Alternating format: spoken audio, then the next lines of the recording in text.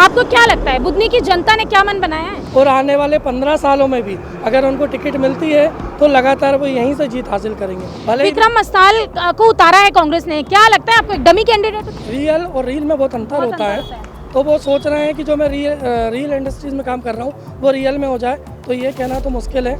आपको क्या लगता है अगर हम मध्य प्रदेश के समीकरणों की बात करें तो इस बार क्या समीकरण बैठा है? मध्य प्रदेश में भी यहाँ तक है कि देखिए बीजेपी की सरकार ही बनेगी, मुख्यमंत्री का चेहरा कौन होगा ये कहना भी मुश्किल है। या फिर कोई और वजह है कि शिवराज सिंह चौहान ने उनका दिल जीता हुआ? नहीं, दिल जीता, वाकई में बुधनी में विकास हुआ है। 18 साल पहले का इतिहास देख लीजिए, आप किसी भी निकाल के देख लीजिए बुधनी की क्या स्थिति थी। जो भगवान राम है वो विराजित होंगे अपने घर में, अपने महल में, तो ये एक मुद्दा अहम होगा विधानसभा चुनावों में। बिल्कुल सही बात है।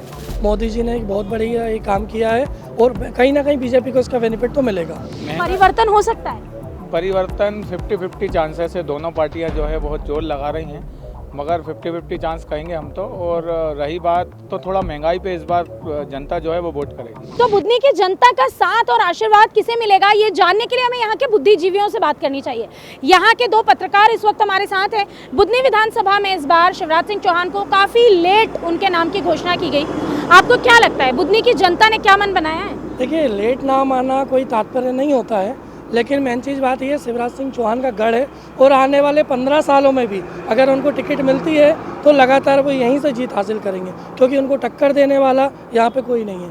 भले विक्रम मस्ताल को उतारा है कांग्रेस ने, क्या लगता है आपको एक डमी कैंडिडेट उतारा गया? देखिए, नेता और अभिनेता में बहुत अंतर होता है, ठीक है ना। पहली बात मैं बता रहा हूँ, क्योंकि वो एक अभिनेता है, नेता अभी 4 महीने पहले ही बने हैं, ठीक है। और रियल और रील में बहुत अंतर होता है, तो वो सोच रहे हैं कि जो मैं रियल इंडस्ट्रीज में काम कर रहा हूँ वो रियल में हो जाए, तो ये कहना तो मुश्किल है, इम्पॉसिबल है कि यहाँ से फिलहाल कांग्रेस जीत रही है।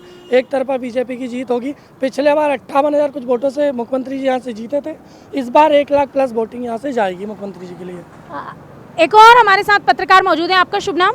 कय्यूम अहमद। कय्यूम जी, क्या लगता है आपको भारतीय जनता पार्टी या कांग्रेस? भारतीय जनता पार्टी जीतेगी मैडम यहाँ से तो। कय्यूम जी, एक सवाल है मेरा कि क्या सनातन का मुद्दा जो है वो मध्य प्रदेश की राजनीति पे कुछ परिवर्तन लाएगा? नहीं, सनातन से यहाँ किसी को कोई फर्क नहीं पड़ता है। यहाँ तो जो मुद्दे हैं उसी पे बात होती है। तो बुधनी की जो जनता है वो किन मुद्दों पर वोट करती है? बुधनी की जनता को सबसे बड़ा मुद्दा यहाँ पे यह है कि जो बाहरी लोग हैं उनको यहाँ पे ज़्यादा रोजगार है, लोकल वालों को कम है। बाकी रोजगार की भी कमी नहीं है, यहाँ पे 2 इंडस्ट्री हैं बड़ी, और उसके बाद यहाँ काम बहुत अच्छा है।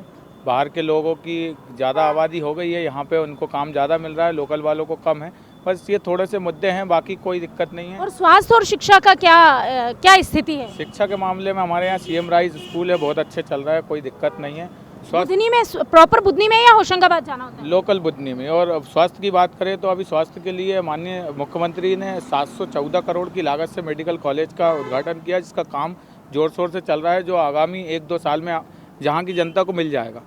आपको क्या लगता है अगर हम मध्य प्रदेश के समीकरणों की बात करें तो इस बार क्या समीकरण बैठा है? मध्य प्रदेश में भी यहाँ तक है कि देखिए बीजेपी की सरकार ही बनेगी, मुख्यमंत्री का चेहरा कौन होगा ये कहना भी मुश्किल है। आपको लगता है कि शिवराज सिंह चौहान इस बार मुख्यमंत्री नहीं होंगे? नहीं, बिल्कुल 90% चांसेस है। बाकी जो भी केंद्र सरकार चाहेगी उस हिसाब से काम होगा।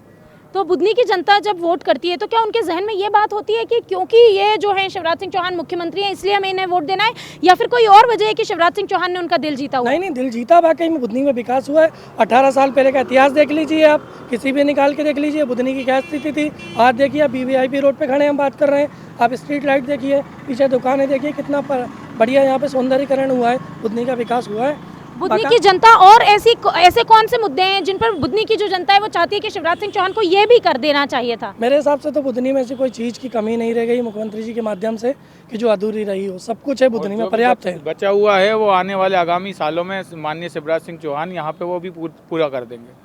हम अगर बुधनी को हटाकर अगर हम बात करें मध्य प्रदेश के समीकरणों की, क्योंकि आप दोनों ही पत्रकार हैं, क्या आपको लगता है कि राम मंदिर का जैसे 500 साल बाद जो रामलला है वो अपने घर में विराजित होने वाले हैं? हर हिंदू के लिए ये बहुत बड़ा उत्सव है। दीपावली अभी निकली है, लेकिन दिवाली तो अब आने वाली है, क्योंकि जो भगवान राम है वो विराजित होंगे अपने घर में, अपने महल में।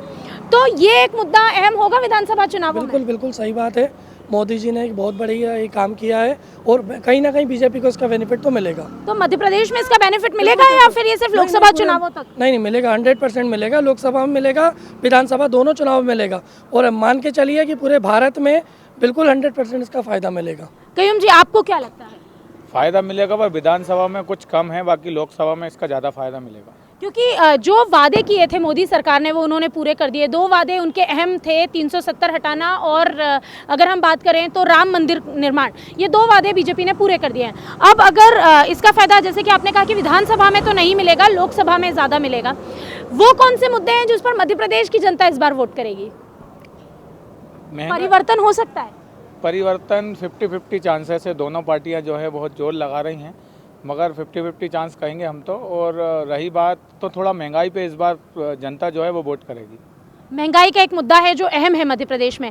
और क्या लगता है आपको विकास के लिए? एक बार शिवराज सिंह चौहान ने कहा था कि हमारे यहाँ की जो सड़कें हैं वो ऑस्ट्रेलिया जैसी है। क्या वाकई शिवराज सिंह चौहान ने जो कहा था वो आपको सच लगता है? नहीं, ये तो 100% सत्य नहीं है, लेकिन हाँ ठीक है, पहले से काफ़ी अच्छी स्थिति है। मध्य प्रदेश पहले बीमारू राज्य हुआ करता था, लेकिन अब जो है मध्य प्रदेश जो है वो एक विकासशील राज्य की तरफ बढ़ गया है। जो नए वोटर्स हैं उन पर बात की थी खुद नरेंद्र मोदी ने, जब उन्होंने भोपाल में सभा की थी तो उन्होंने कहा था कि उन्हें ये बताइए कि पहले का मध्य प्रदेश कैसा था। क्या लगता है आपको, नए वोटर्स पे पहले के मध्य प्रदेश की छवि असर डालेगी? पहले और अब में बहुत अंतर है। माननीय प्रधानमंत्री जी ने जो उनके साथ सभा की थी उसमें उन्होंने बोला था, नए जो वोटर हैं वो आज के जो उनको विकास दिख रहा है स्वास्थ्य के क्षेत्र में, जो उनको अभी आगे जो चल रहा है वही सब दिख रहा है, तो वो उसी पे वोट करेंगे। उनको उनकी कोई नाराजगी कांग्रेस के साथ नहीं है, उनकी कोई नाराजगी बीजेपी के साथ नहीं है, वो बिल्कुल फ्रेश माइंड से पहली बार वोट करने जा रहे हैं। तो उनके अहम मुद्दे क्या होंगे? उनके लिए तो सबसे मेन होता है कि जो पढ़ रहा है स्टूडेंट, उनके लिए शिक्षा मेन होती है। शिक्षा के क्षेत्र में काम हो ही रहा है, स्वास्थ्य के क्षेत्र में काम बहुत अच्छा हो रहा है। तो वोटिंग जो है वो इस बार बिल्कुल कुछ नहीं कह सकते, बस सिर्फ एक ही मुद्दा रहेगा, महंगाई। मतलब मध्य प्रदेश की अगर हम बात करें तो हमारे साथ जो पत्रकार मौजूद हैं उनका कहना है कि बुधनी पर बात करने की ज़रूरत ही नहीं है, क्योंकि बुधनी सीट जो है वो भारतीय जनता पार्टी के ही खाते में जाने वाली है। लेकिन अगर हम मध्य प्रदेश की बात करते हैं तो महंगाई के मुद्दे पर यहाँ की जनता वोट करेगी। बहरहाल जनता किसे चुनेगी ये तो 3 दिसंबर को ही पता चलेगा। लेकिन तब तक के लिए किस विधानसभा सीट का क्या है हाल, अभी हम आपको बता रहे हैं कि जनता किसे वोट देने जा रही है। इसके बाद चुनावों के बाद हम आपको बताएंगे एग्जिट पोल के नतीजे क्या होंगे। अगर आप हमारे साथ जानना चाहते हैं मध्य प्रदेश की पल पल की खबर तो देखते रहिए वीके न्यूज़ और VK news Madhya Pradesh. VK news Madhya Pradesh Chhattisgarh, दिल बोलेगा देश सुनेगा।